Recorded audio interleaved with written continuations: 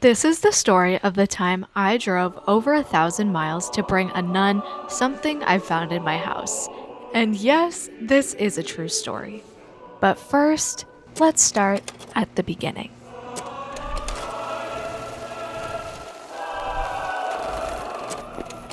Hi, I'm Chloe, and 2 years ago, I bought this house for $97,000 with everything from the previous owner in it. I call it the treasure house. Throughout these past 2 years, I've sorted and gone through many items in the house. I've found trinkets and photos, vinyl records and books, and of course, lots and lots of cats. But one day, about a year into this journey, I was looking in the basement under the staircase and I found something that intrigued and puzzled me. It was a green bin that said, Sister Leonarda, South Bend, Indiana. I was like, ooh, sister? Like a nun? When I opened the bin, immediately my suspicions were confirmed because I found a Bible, a hymnal, and a doll from Iceland from 1943. This was hands down the most interesting thing I had found in the house. So then I was trying to figure out what the connection was between the nun's bin and the house, and my theory that I came up with was I bet the previous owner had a relative, like an aunt, that was a nun, and when she passed away, he inherited her belongings, and then when I bought his house, I inherited the nun's stuff. I thought this made a lot of sense, and this was the theory that I went with until a whole year later.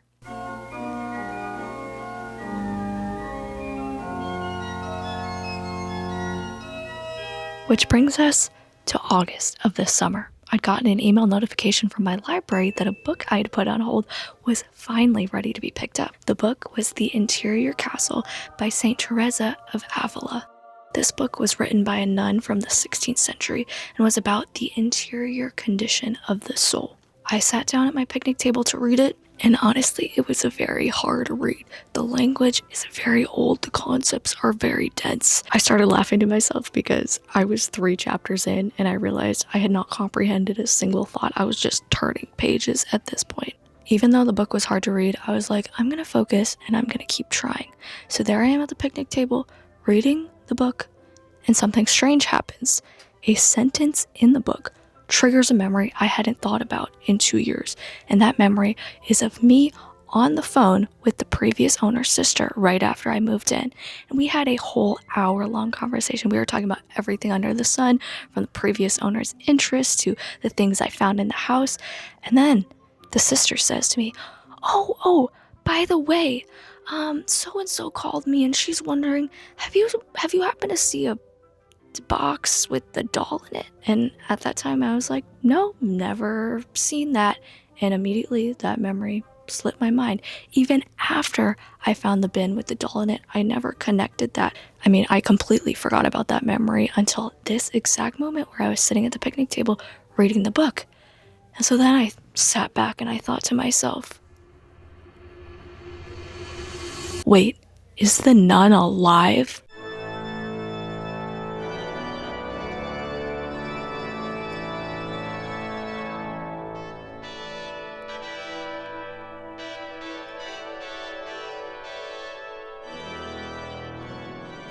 So this begins the investigation, because I thought if my memory can be trusted and the nun is in fact still alive, I would love for her to have her belongings back. So in my quest for the truth, I immediately ran into some problems. You see, the quickest way to do this would be to just call the sister up and ask her about the nun.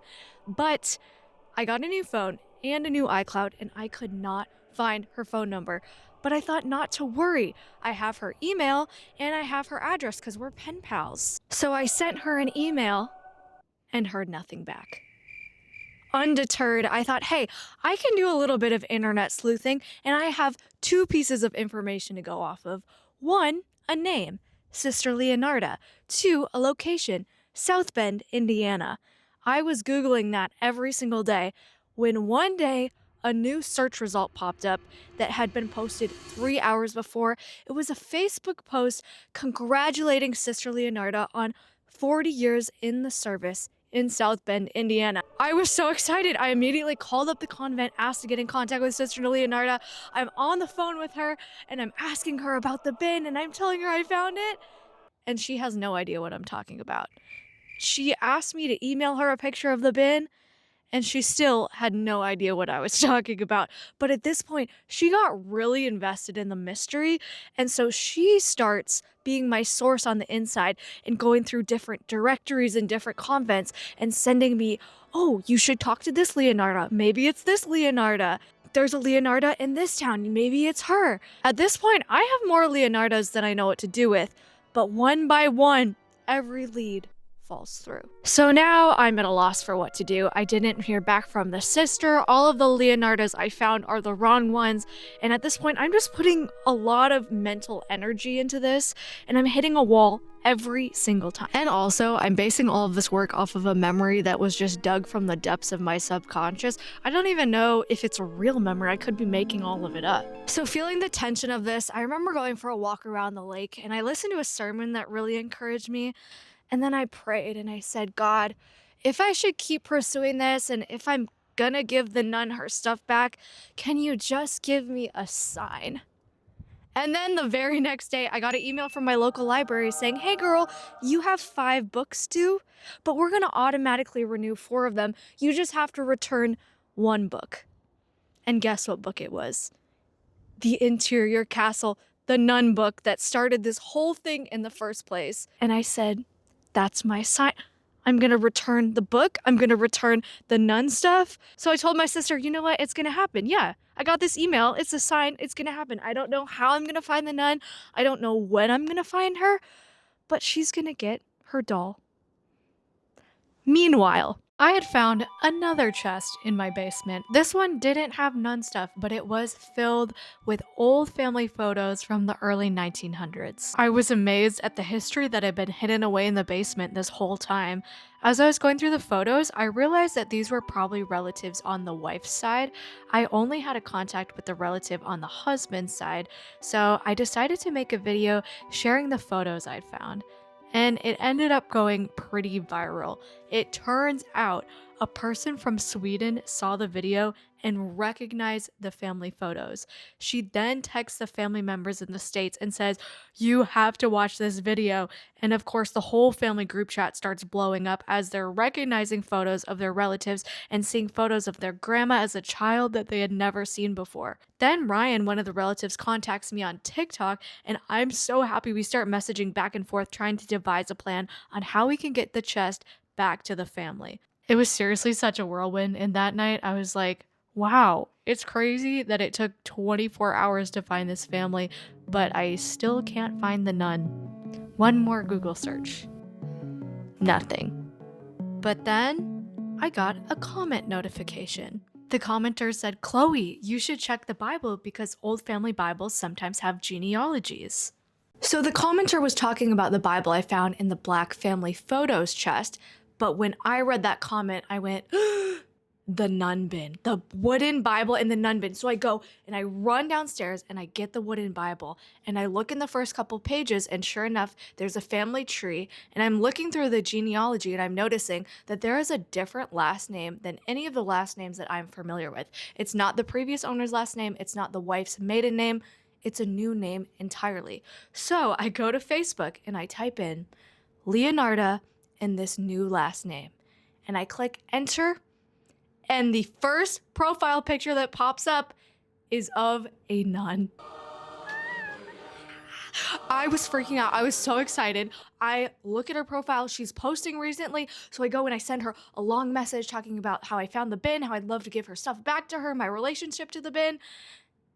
And I hear nothing back. That's okay. That's to be expected. Right now, I'm so excited and I'm so motivated that I go back to my first plan of action and I go through all of my documents. I go through my old laptop. I go through my iCloud.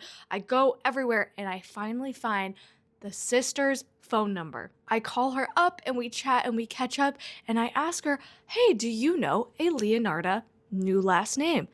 And she goes, yes. Oh, she didn't remember telling me about the doll and all of that stuff. But I'm like, great, oh my goodness, can you get me her phone number so I can get in contact with her? And she's like, yes, let me go get my phone book. So she gets the phone book and she doesn't have her number. What? We knew that was gonna happen, right? It doesn't even matter. I'm like, do you have any information? She has an address. Great, I'll take that. I do some more internet sleuthing. I find a phone number related to the address and I call it up. And the front desk person answers the phone and I'm saying, hey, can I get in contact with this person? And she goes, oh yeah, she's right here. Let me call her over. She puts her on the phone and now I am talking to Sister Leonarda.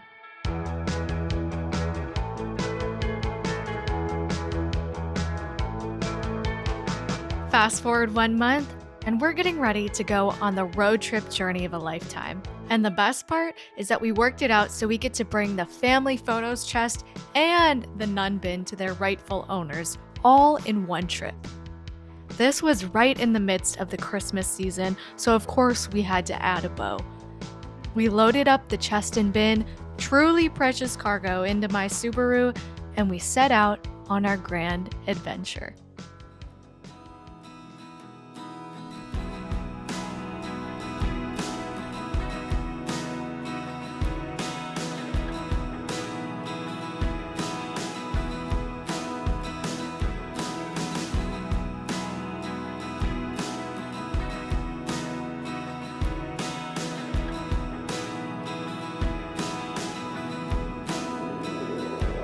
My sister Ella and I drove to our first stop, which was in Iowa, to drop off the black chest. It was so great getting to meet the family and getting to hear the full story of how all the pieces came together. Then, after we dropped off the chest, we went to South Bend, Indiana. Ironically, this is not where Sister Leonarda lives. This was just our stop before our final destination, Ohio.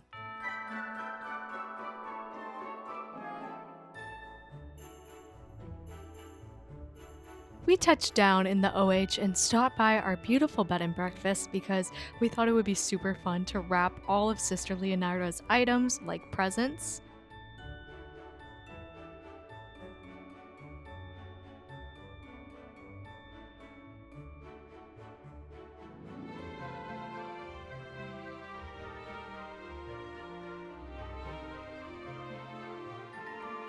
This day just felt so surreal because it was finally happening.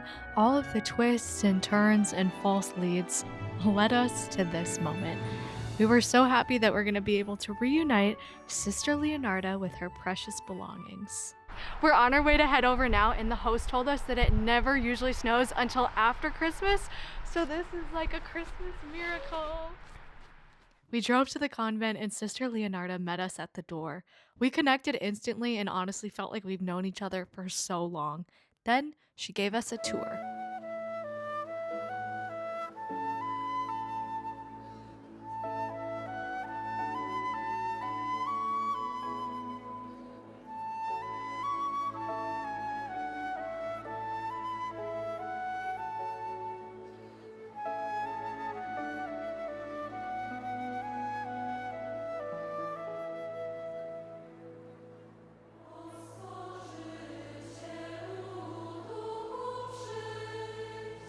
Long at last, it was time for her to open her gifts. As Sister Leonarda began opening her presents, she had a backstory for how every single item connected to her childhood. It actually reminded me of the sermon I listened to while I was on my walk of doom and despair around the lake. It was about Psalms 103 that says, "God blesses your life with good things so that your youth is renewed like the eagles." They went on to say that there's people all around us who are rich and they have tons of good things, but that doesn't inherently renew their youth. He gave the illustration, let's say you've always secretly admired and wanted a certain watch, but you would never buy it for yourself. Then a friend calls you up and says, "Hey, I got 2 of these watches for Christmas and I was thinking of who I wanted to give the other one away to, and you just popped into my mind." A treasure house example of this is when I found moccasins in my house. I was honestly gonna throw them away, but when I prayed about it, I felt like I was supposed to give them to my coworker Tina, and so I kind of awkwardly gave them to her one day, and she opens it and literally starts jumping up and down for joy with tears in her eyes because she had been praying for years for moccasins to complete her regalia, and they fit her perfectly. So is it the material possession that renews your youth, or is it recognizing the source of that specific material possession? And then you begin to see how God works in all of those unusual coincidences and activities. For Sister Leonarda, all of this stuff might not seem special to anyone else, but she was so overjoyed sharing about how all of this connected to her girlhood. The wooden Bible was her uncle's that she inherited after he passed away. This is a big treasure. There was a Polish hymnal that reminded her of when she first started learning how to play the piano. Polish brothers and priests. Yep, there it is. $10. Oh! The handkerchiefs were a gift from her mother. Wow. The bride and groom figurine was her parents' wedding cake topper. And finally, the thing her heart longed for the most. Oh, the doll. Her doll. Her uncle had gotten it for her when he was in Iceland, and she emphasized how that at that time for a girl to have a doll like that meant someone made a big financial sacrifice. She loved it so much. And then we sat and connected with all of the other ladies there. We got to hear their story and share a meal. And me and Ella agree it was our favorite day of our life. Then, of course, all good things must come to an end, so we said our goodbyes. But we weren't going home yet. It just so happened that this was the exact weekend my friend was moving back to her homeland after living in New Jersey for a year. And she needed some assistance on the road trip back because her dog has car anxiety. And we thought, hey, we're basically already there. So we drove through the beautiful snowy mountains of Pennsylvania, past the sea of swirly twirly gumdrops, and we got to check off a lifelong bucket list item. Christmas in New York City.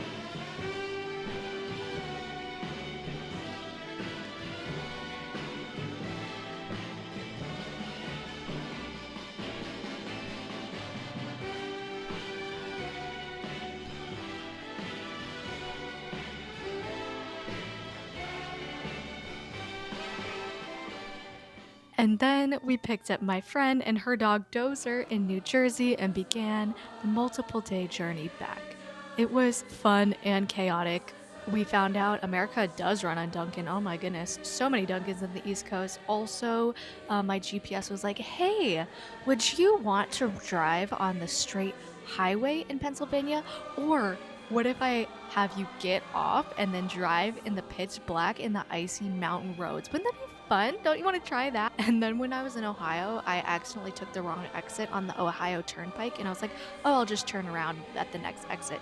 But that wasn't for 30 minutes. It's very fun just, driving the wrong way for 30 minutes. But all of the struggle was eclipsed when Dozer, out of his own free will, got in the car and overcame his car anxiety, that one time at least.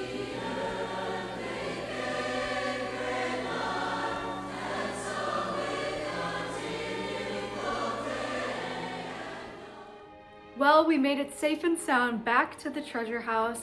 This was just the most special, beautiful trip of my life. I love Sister Leonarda and all of the sisters. Ooh, she actually gave me this angel that's right behind me. So beautiful. And thank you guys so much for watching. If you liked this video, make sure to like it and also hype the video. I'd really appreciate that. And I want to share one thing that also I feel like ties the whole story together, which is that when I was at the convent talking with the sisters, I mentioned how I read The Interior Castle and that triggered my memory. And they said that they all read that book at a retreat. And also that it was very difficult to read. And I was like, so it's not just me. It is a hard book, but they loved it. So I'll have to give it another try one day. I just thought that was another crazy connection point. Like, you just cannot make this stuff up. Well, thank you again for watching, and I will see you next time. Bye.